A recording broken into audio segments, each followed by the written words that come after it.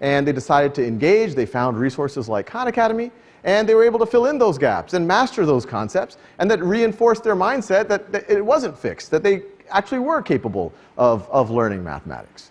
And in a lot of ways, this is how you would master a lot of things in life. It's the way that you would learn a martial art. In a martial art, you would practice the white belt skills as long as necessary, and only when you've mastered it, you would move on to become a yellow belt. It's the way that you would learn a musical instrument. You practice the basic piece over and over again, and only when you've mastered it, you go on to the more advanced one.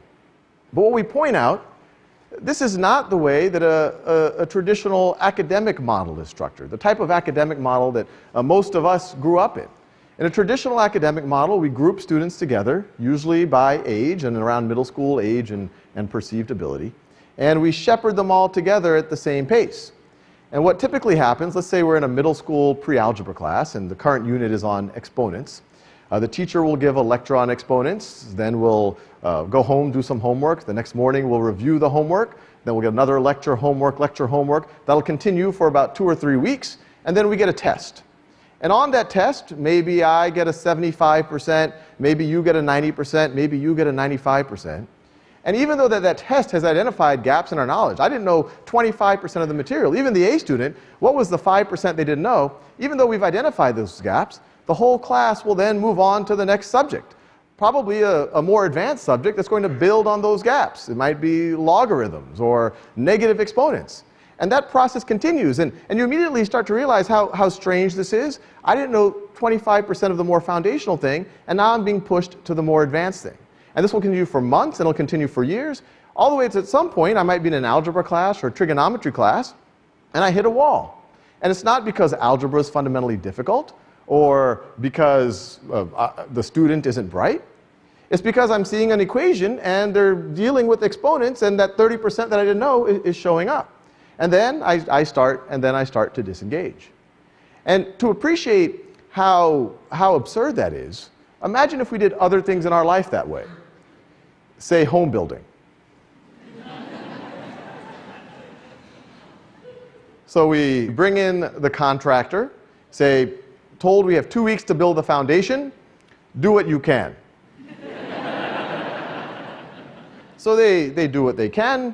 Maybe it rains, maybe some of the supplies don't show up, and 2 weeks later the inspector comes, looks around, says, okay, the concrete's still wet right over there, that part's not quite up to code, I'll give it an 80%. Say, great, that's a C, let's build the first floor. Same thing. We have 2 weeks, do what you can, inspector shows up in 2 weeks, it's a 75%. Great, that's a D+. Second floor, third floor, and all of a sudden while you're building the third floor, that whole structure collapses. And if your reaction to that is the reaction that you typically have in education, or that a lot of folks have in education, you might say, maybe we had a bad contractor, or maybe we needed better inspection or more frequent inspection. But what was really broken was the process. We were artificially constraining how long we had to do something, pretty much ensuring a variable outcome. And we took the trouble of inspecting and identifying those gaps, but then we built right on top of it. So the idea of mastery learning is to do the exact opposite. Instead of artificially constraining when and how long, fixing when and how long you work on something, pretty much ensuring that variable outcome, the A, B, C, D, F, and do it the other way around.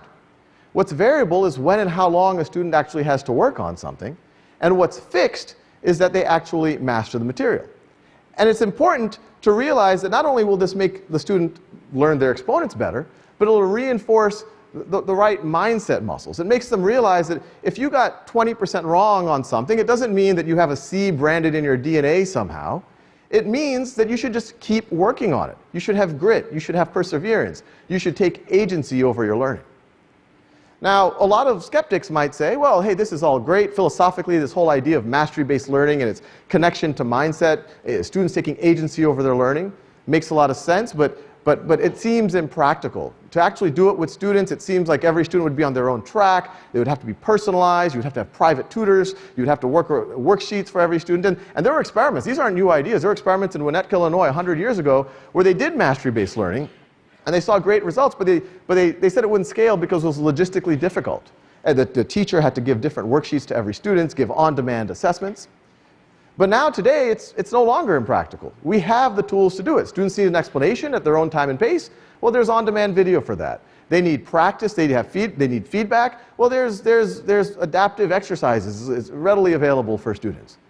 And when that happens, all sorts of neat things happen. One, the students can actually master the concepts, but they're also building their growth mindset, they're building their grit, their perseverance, they're taking agency over their learning.